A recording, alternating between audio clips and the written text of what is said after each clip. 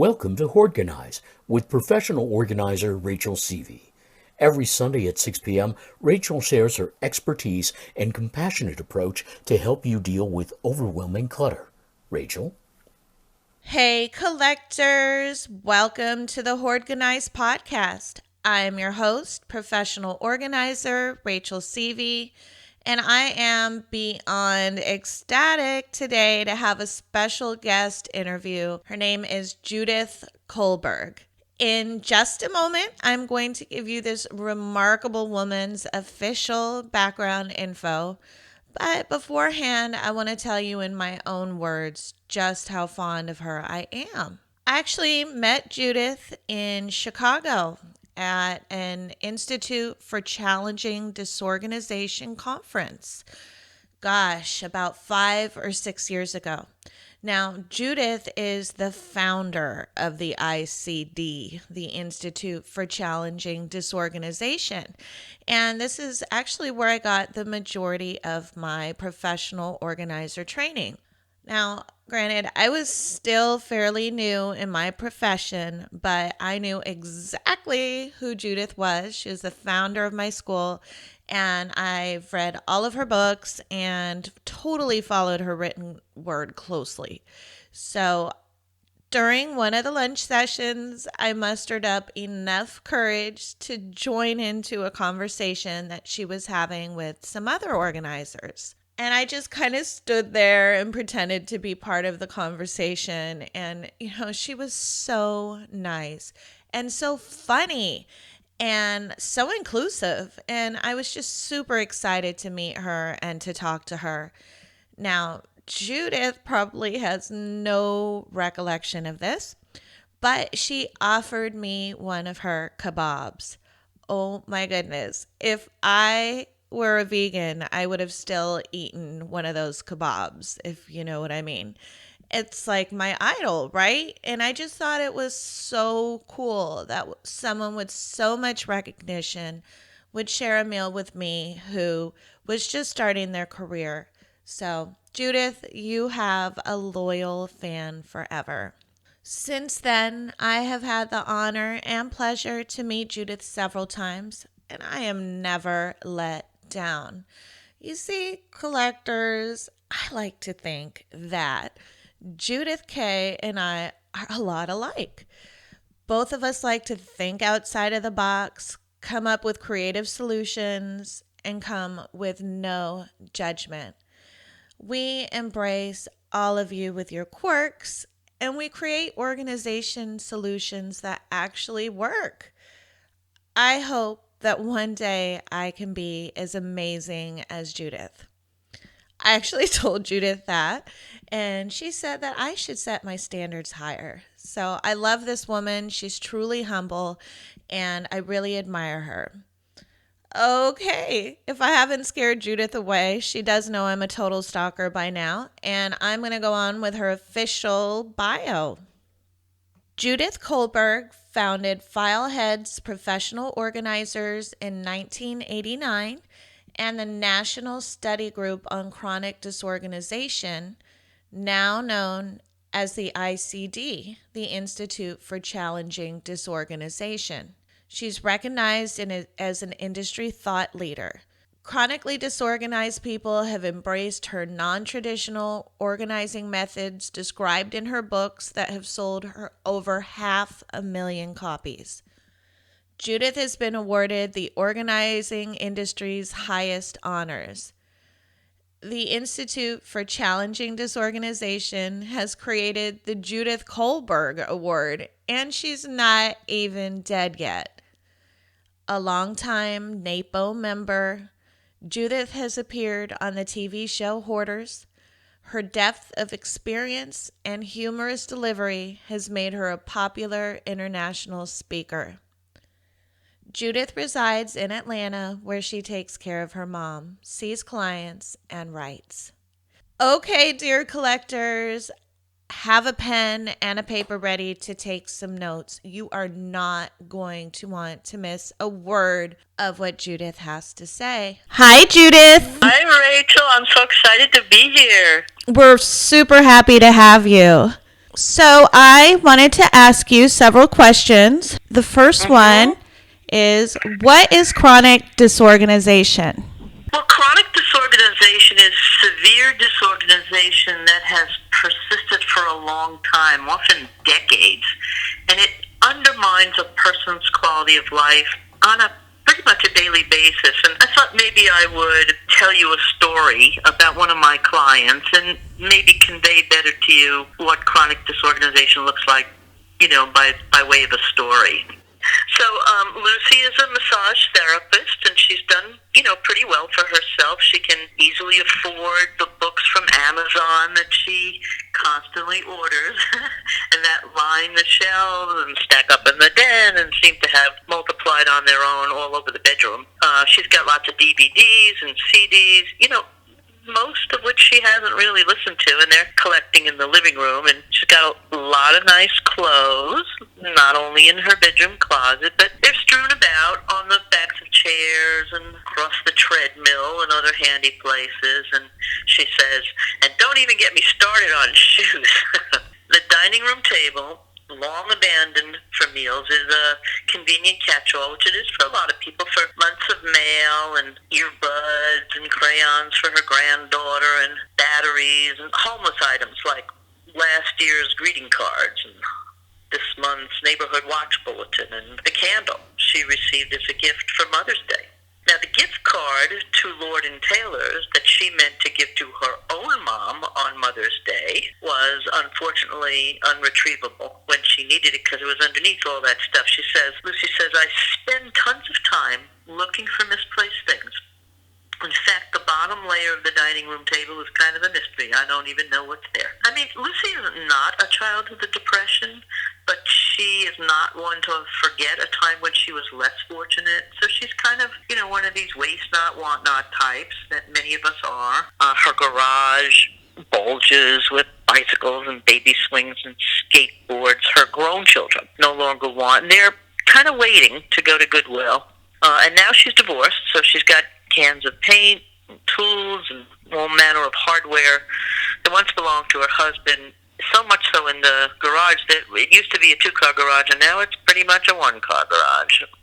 So recycling is another strong value of Lucy's, and she's got, lots of newspapers and magazines and cardboard boxes overflowing their bins, and they yell out to her, recycle me, recycle me. But, it's always kind of a little too late. She comes home, she's too tired, or there isn't space in the car, and, so they kind of linger. And she's got a sentimental soul. Lucy has, not one, but two sets of dishes handed down to her from her beloved aunts and all of her son's high school trophies and a bunch of mementos and mugs and whatnot from vacations. And here's another thing that's very common. Mini projects that sort of slather, cover all the surfaces of the condo. So, there's a handbag over there to return to the store, and there's a lamp to rewire, and over there's a perfectly good pair of pants that need hemming, and there's pots to replant plants in, and the damn cracked glass to replace in that frame. She says, if I don't keep them out in front of me, I'll forget them, she says, of her projects. And planning time for making repairs and doing the returns and even the laundry is not exactly her strong suit. So these little projects, leave a trail. They pile up in the house. And so now things are such that if Lucy has more than one guest at a time, she has to kind of move things around off of the chairs to accommodate them. And recently she confessed to me that she's actually a little embarrassed to bring anyone over. Her granddaughter's only 3, so she's kind of too young to notice. But Lucy imagines at 7 she'll realize that Grandma's house is a bit different than Mommy's. So what is chronic disorganization? It's that kind of disorganization that every day, belittles your quality of life. Lucy suffers from that awkwardness of not having family and friends over, and the embarrassment when they do visit, Then there's the time it takes for her to find stuff in her, her condo, and she's concerned about the role model she's being for her granddaughter, and because she needs stuff out and visible in order to take action, the whole place, looks kind of messy. Those projects weigh heavily on her mind, and it makes her feel frustrated at best and sometimes a little panicked. So that's the picture of chronic disorganization, and by itself, I just want to take a minute to say there, it's not a disease, it's not a disorder, it's not a missing chromosome, it's what we call a quality of life issue. Although being disorganized can often result in a person having a hoard of things, it does not necessarily classify them automatically as a hoarder. Now, Judith, how can someone tell if their chronic disorganization is on a slide to hoarding? Well, I think the most telltale sign of sliding towards hoarding is when a person can't make organizing decisions. So like if I were to ask Lucy, would you like to donate this old bike? She may hesitate or be conflicted, but eventually she'll decide one way or the other. And if an item is broken or soiled, Lucy knows that it needs to be discarded. But people who hoard find even making these sort of basic organizing decisions pretty stressful, and they tend not to be able to make them at all. So extreme difficulty parting with stuff that, even if you don't want it anymore, is a true sign of hoarding. And the mere act of discarding anything is often accompanied with anxiety or sadness or fear. A person who hoards has real trouble making organizing decisions. In fact, that's why they say keep it a lot, not because it's a real thoughtful decision, but it's kind of a default way to just take the stress out of deciding. And then, there's the not letting stuff go, and then there's the letting stuff in, which we call the accumulation side of the equation. So a person who hoards often accumulates objects that are redundant because they don't even know what they already have. And a lot of times they're bringing in stuff with very limited value, like like a box of nails from a yard sale, which might have been a great deal, but there's no known recipient for those nails. So shopping in general, whether it's stores or over the internet or thrift store hunting or even roadside stuff people find on the road, it becomes so much that, then here's the important part, eventually the stuff in a home of a person who hoards will undermine the intended function of their living space. So, we see signs of that already with Lucy not having any place for a guest to sit down, right? So in the home of a hoarder, a bedroom or even the whole condo basically turns into storage, right? The kitchen, it becomes a place where you no longer sit down to eat or prepare meals, and traversing through the house starts to become difficult and even unsafe. And so you have the two sides of the coin. One is letting things pile up and not letting them go, even if you don't want or need them. And the other is letting things into the house. So those are some of the qualities of when it starts to be a slide. Let me teach you a couple of more. So Lucy's, let's face it, she's really challenged by managing her time so she can get her projects done. But with the help of a professional organizer or a coach, she can improve tremendously. But if she's a person who hoards, accomplishing so many projects simply becomes, unrealistic and incredibly overwhelming. And so the projects have a path of clutter that represent them, and even though they were just sort of temporary reminders, now they've taken up permanent residence.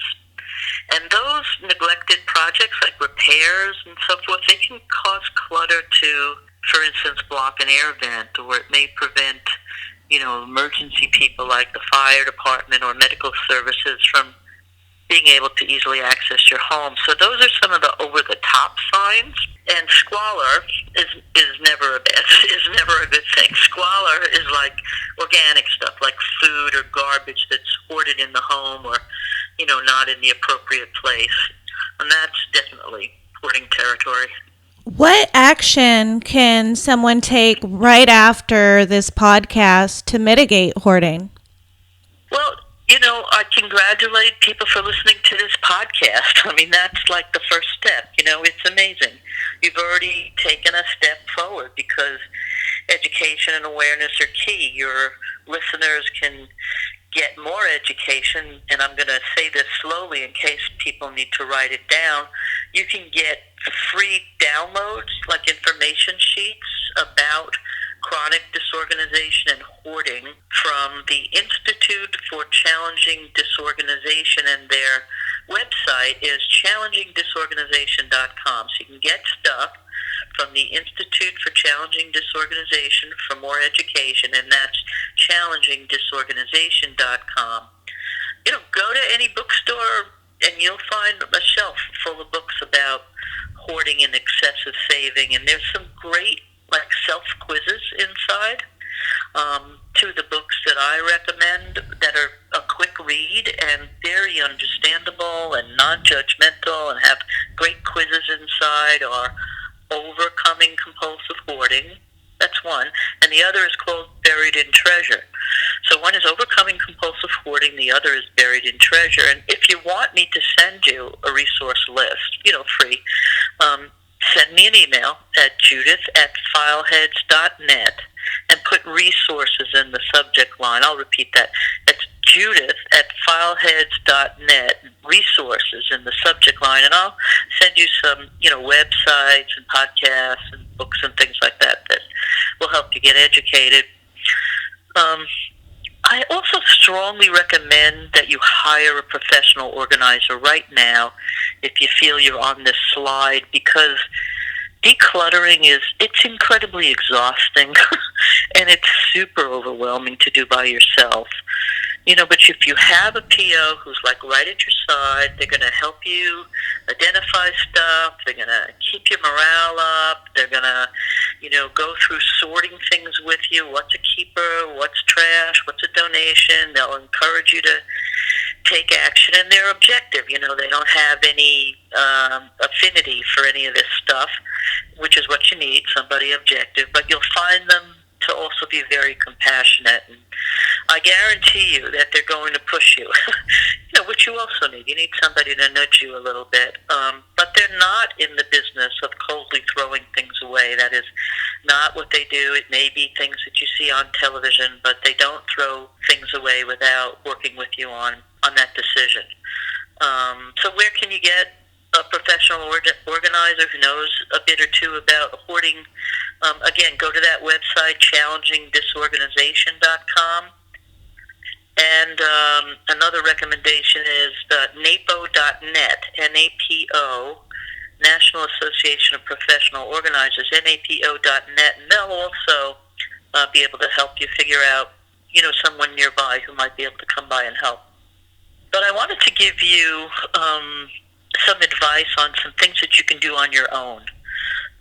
One of them is called the gradual decluttering method, and it's not too fancy. It's a 6-week plan, and in the first week, you just toss out 3 items. Doesn't matter what it is. Anything counts, like plastic bags or old combs or something that's broken, right? So the whole idea is to get you used to decision-making and surviving the stress of actually, getting rid of stuff, which for some people is pretty stressful. So that's week 1 equals 3 items. And then in week 2 and in week 3, you're going to toss out 1 item a day. Again, doesn't matter what it is, 1 item a day, week 1 and week 2. So that's 7 items each week. In week 4, you're going to up that to 15 items, roughly about 2 a day. So, by the end of the week, it adds up to 15 items. So you're kind of going higher and higher and higher up in getting used to making this decision, particularly the decision to discard things. And you're surviving that experience. And you can keep it at 15 items a week, for week 5 and week 6. But try, if you can, to up it each time in all honesty, the quantities really don't matter. You know, you can set those timing to be a little different. You can set the quantities to be a little different. What matters is that you do this regularly, that it's a method that you use for at least 6 weeks, and you'll be able to tell at the end of that how tough this is for you or how easy it is for you. Another method that I'd like to recommend is something called the What I Will Win list. The What I Will Win list. Basically, you write down what you will gain or what you will win by overcoming clutter, so that you won't focus as much on all the things that you might be losing when you declutter. So I like it on a big piece of paper, that you can hang across the entryway of the dining room or slap onto the door. And let me give you some examples of very typical wins or gains. So one of those is space, right? You're going to gain space. You're going to win beauty, no small thing. You can have people over again, so you might put a win up there called I Can Entertain. You might be more comfortable in your home when it's decluttered. You could definitely be able to have someone in to do a deeper cleaning than you're probably used to, so that would be a win. Or you can, write stuff like, I'll have my granddaughter come over, Those are fabulous wins and gains. They're very personal, and they will keep you motivated. And the last technique is to turn your intentions into action by scheduling them. So what do I mean by that? So when you declutter, take out your schedule or your calendar and make an appointment with yourself to take action. For instance, Lucy says, I need to recycle this stuff, or I have to open up a consignment account, or I got to get this lamp repaired. So now we take out her calendar, her schedule, or whatever. It doesn't matter if it's hard copy or on your cell phone or on your tablet. And we actually schedule a date, right, for her to go to the recycling center, to go to the consignment store, to go to the repair shop. And so we put those intentions on a schedule, and that's very powerful. It actually makes them happen. Your chances of pulling it off when you write it down on a calendar and ascribe a date to it, ups your chances to over 70%, whereas if you just sort of keep reminding yourself with the object, it's less than 20%. A couple other things you can do. You can join a Messy's Anonymous group. You could Google that, Messy's Anonymous, and find out if there's one near you. There are online clutter support groups. Google online clutter support group. There's, meetup groups that are around getting organized. You can look up meetup groups. It's great, actually, to get together with people who have the same challenges as you do, because it just makes you feel better. You're less stigmatized and your morale is up. They're very encouraging. Everybody has great ideas, and it's a lot of fun. It's actually a lot of fun. Judith, a question I get a lot is, do people have to see a counselor? Nobody has to do anything. We're talking about grown-ups here. We're not talking about children. But I would say that if all of the advice that I've given you so far, you try and it fails, or it's so hard to implement you can't pull it off, well, then you might want to talk to a counselor, because counselors are the people who engage those underlying emotional issues, that keep you attached to your stuff, right? So they can help you look at and change your beliefs, your meaning of possessions, your relationship to your stuff. They're the people you turn to when you're really stumped, when you look at the clutter and you close the door, or when you look at the clutter and you close your mind, or when you look at the clutter and you actually kind of go numb and you don't even see it anymore. Or if it causes you to feel bad, to be sad, or to be mad, or to be anxious, that's no way to live. And if you can't put your feelings aside so you can take action, that's what counselors are for. And the third time to seek a counselor is if you can't help yourself from buying stuff or picking up stuff from the curb. That's a pretty tough thing to handle by yourself without getting to the bottom of that, if you'll excuse the expression. 2% of the population has significant hoarding behaviors, and it's a pretty big club, and it gets worse with age, right? We're talking on the phone about it now. You're listening to this podcast. In a couple of years, if you revisit this situation and it's actually the same conditions, it's actually going to go downhill after that. Research shows that it starts as early as the teens and in the early 20s, but it takes decades for people to seek professional help. So don't be that person. Look for the signs. Counseling is very common. It's very easy. There's a million variations of it. Here's how to find a counselor. If you don't already know how to find one, what you can do is I'm going to say it slow in case you're writing it down, you can contact your local state Department of Mental Health. Just Google put in your state, like I'm in Georgia's Department of Mental Health, and it's going to give you a list of counselors. So you're going to look for one who is a cognitive behavioral therapist. A cognitive behavioral therapist. They're action-oriented. They teach you how to get past feelings into action. So I think those are the best people to work with. So you call and you ask them, do you have any experience with a person with hoarding behaviors, or a person who's really anxious about their stuff, or a person who can't make decisions, And if they can't take you on, then they'll refer you to somebody who can. And a couple of other ways to find counselors are at that website again, challengingdisorganization.com. Now, that group's going to take you to a local professional organizers, but many of those local professional organizers know a therapist, know a counselor, know someone who can help their client, because if they have hoarding clients, then they know their clients often need that kind of support, and so they have relationships with counselors in the neighborhood. Another way is if you live in an area with a college that offers a master's degree in counseling. You got a good big university near you that offers a master's degree in counseling, you can call the department and ask for a referral. Your doctor, your doctor, your regular internist or whatever kind of doctor you see, might have a recommendation of a counselor. And if you know a trusted friend who's already in therapy for whatever reason, marriage counseling or any other kind of counseling, counselors know other counselors with specialties.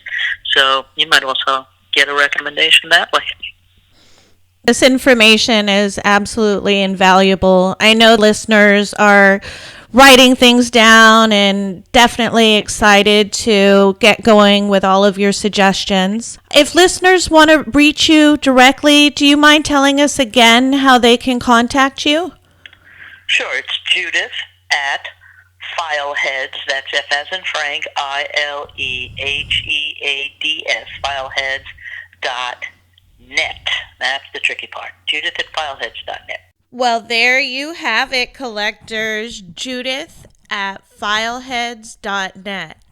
And don't let this humble woman not let you in on some of the most amazing books about chronic disorganization that she has written herself.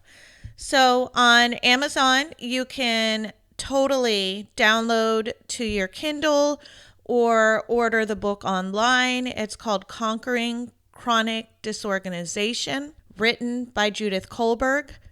My favorite book written on ADD and organizing is, of course, written by Judith Kohlberg. It's called ADD Friendly Ways to Organize Your Life. And you can also find that on Amazon. If you're a professional organizer that's listening to this podcast, you've got to get the book, What Every Professional Organizer Needs to Know About Hoarding, written by Judith Kohlberg. She's also got some awesome books. I know she has Organize for Disaster, which helps you prepare for any disaster.